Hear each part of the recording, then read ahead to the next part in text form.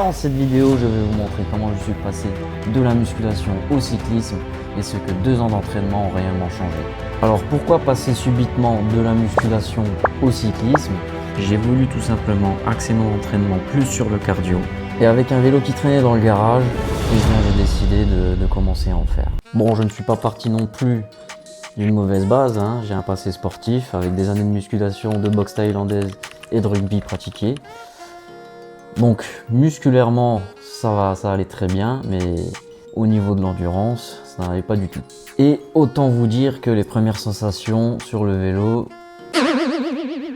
étaient assez compliquées.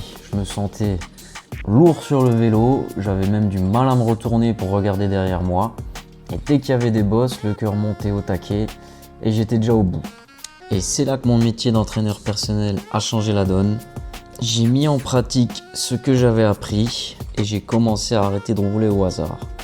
J'ai planifié, structuré, utilisé la fréquence cardiaque, investi dans un capteur de puissance et suivi ma progression. Le bilan, c'est quoi? Bien évidemment, c'est quelques kilos perdus au niveau du haut du corps parce que le cyclisme, c'est de l'endurance et la musculation, c'est tout autre chose. Par contre, le point positif, c'est une amélioration du VO2 max.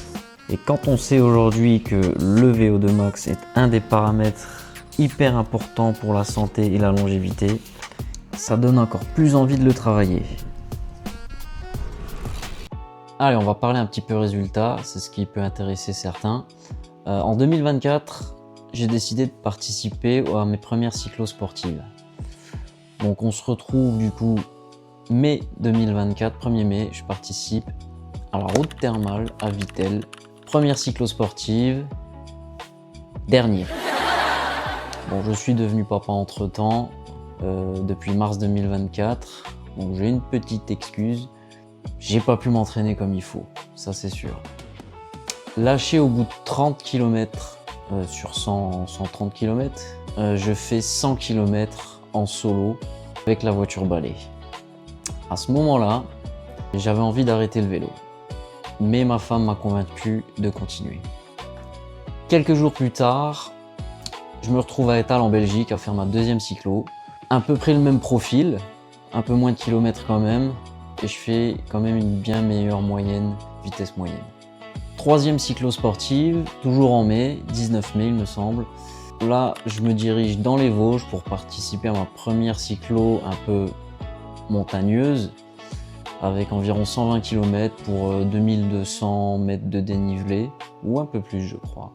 Je pense que je termine en fringale, parce que je m'étais pas alimenté assez, et pareil pour l'hydratation, c'était pas au top. Je termine sec, complètement rincé, je pense que j'ai eu des courbatures pendant environ une semaine. Ensuite arrive juin 2024, 30 juin 2024, je participe à l'Alsacienne, 100 km, bouclé en 4h30 avec un temps exécrable. J'ai pas vraiment pris de plaisir, mais ça s'est pas trop mal passé. Et puis plus rien jusque septembre, 22 septembre 2024, je participe à la Mirabel Cyclo. 115 km, 3h44, une vitesse moyenne bien meilleure. Et c'est clairement la cyclo où j'ai pris le plus de plaisir. Donc voilà, l'année 2024 se clôture, je fais une coupure en octobre et bon, forcément j'ai progressé de cyclosportive en cyclosportive et décidé de rempiler pour une année 2025. Je vous reprends juste après, je vais juste faire un test de puissance critique de 6 minutes et on parle de 2025. Bam, allez! Test de puissance critique 6 minutes terminé, je suis content, j'ai plutôt bien réussi, j'ai battu mon 5 minutes et mon 6 minutes, donc c'est assez encourageant. Bilan de l'année 2025, je participe pareil à 5 cyclosportives, dont les premières qui ont commencé en mai. À Étal, je refais la cyclosportive, la Médio d'Étal en Belgique, où je fais encore une meilleure vitesse moyenne. Et malheureusement, je finis presque seul parce que je me suis arrêté au ravito et là où personne ne s'est arrêté. Donc, un peu déçu de ce côté-là parce que je pense que j'aurais peut-être une meilleure vitesse moyenne du coup. Mais ça va, sensation bonne et sentiment de progression. La deuxième, le 18 mai 2025, je refais la Médio Fondo des Vosges à la Bresse. Et avec une bien meilleure stratégie nutritionnelle et au niveau d'hydratation, je finis assez bien. Une bien meilleure place encore une fois. J'ai failli cramper sur la fin, sur les 20 derniers kilomètres, mais j'ai pu éviter, c'est passé. Et assez content du résultat. Une semaine plus tard, 24 mai 2025, Medio Fondo Schleck au Luxembourg. Et pareil, des bonnes sensations, assez content du résultat, une bonne vitesse moyenne et une bonne gestion de course. Juin arrive et on décide d'aller avec un petit groupe d'amis cyclistes faire le Ventoux, le Mont Ventoux. Donc on l'a fait 2 fois par Bédouin et par Sceaux. Expérience unique, expérience exceptionnelle, que du plaisir, autant dans la montée que dans la descente. Et que dire de plus, c'était le paradis du cycliste quoi.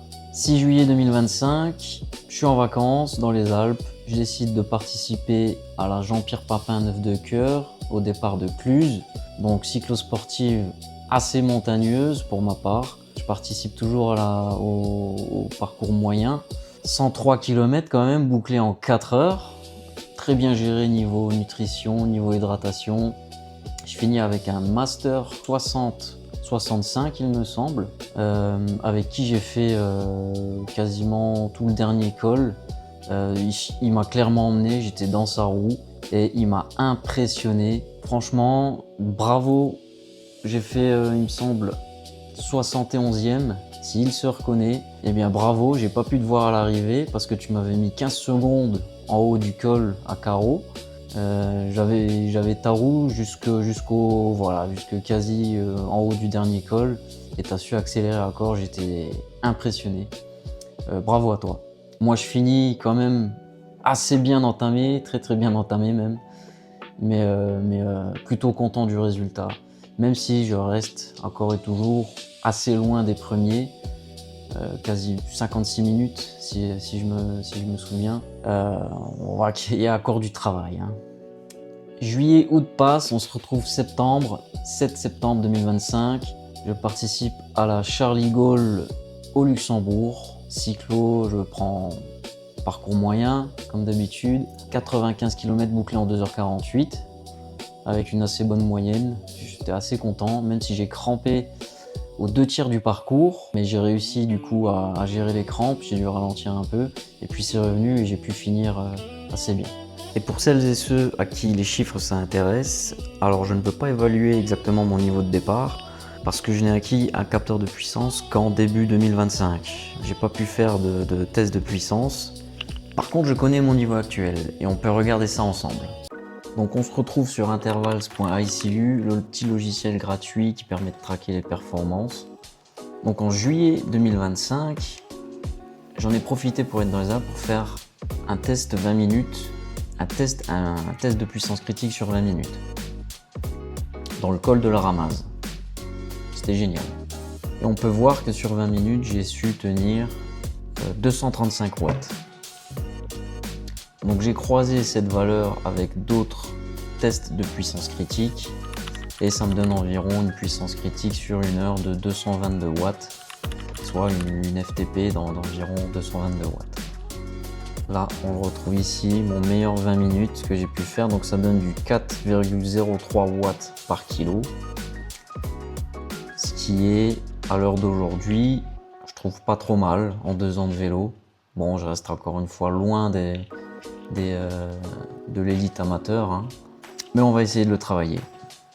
Le dernier test 5 minutes et 6 minutes que j'ai fait, donc je l'ai fait il n'y a pas longtemps. C'était un test de puissance critique de 6 minutes que j'ai fait en fait, et ça représente 4,93 watts par kilo. Voilà, je n'ai depuis pas refait de test FTP ou test de puissance critique de 20 minutes.